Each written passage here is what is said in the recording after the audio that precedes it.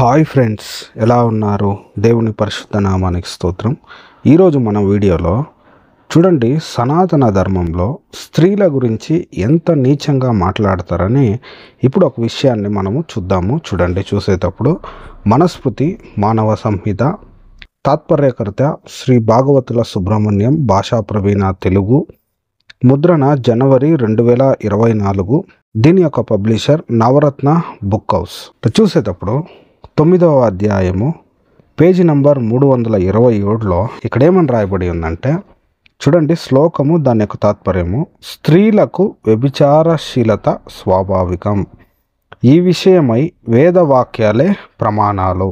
ఈ విధంగా చాలా వేద వాక్యాలు స్త్రీల వ్యభిచారశీలతను ప్రకటిస్తున్నాయి.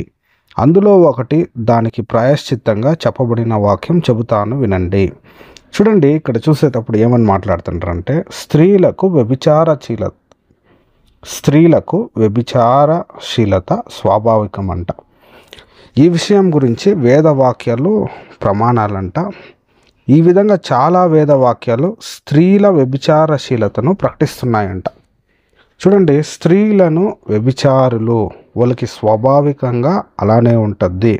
అంటే వాళ్ళకి పుట్టుకతోనే ఈ యొక్క వ్యభిచారశీలత అనేది స్వాభావికంగా ఉంటుంది అనేసి ఈ యొక్క సనాతన ధర్మంలో, మనుస్మృతిలో రాయబడి ఉంది. చూడండి, స్త్రీల గురించి ఇంత చెడుగా మాట్లాడడం ఎంతవరకు సరిగా ఉందో మీరే ఆలోచించండి. ఈ వీడియో వీక్షిస్తున్న ప్రియ వీక్షకులారా, హైందవ సహోదరి సహోదరులారా, మీరందరూ సత్యాన్ని తెలుసుకోవాలని, సత్యం వైపుకి నడవాలని ఇటువంటి వీడియోలు చేసి అప్లోడ్ చేస్తున్నాము. అనేక మంది మతోన్మాదులు బైబిల్ గురించి తప్పుగా వీడియోలు పెడుతూ, లైవ్లు చేస్తూ యేసు ప్రభువుని చాలా నీచంగా మాట్లాడుతున్నారు. అటువంటి వారి కొరకే ఈ వీడియో చేయబడుతుంది.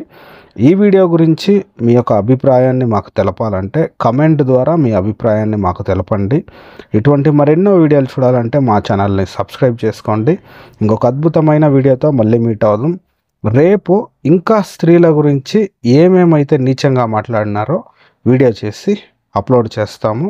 దేవుడు మిమ్మల్ని ఎక్కువగా కాపాడును గాక. ఆమేన్.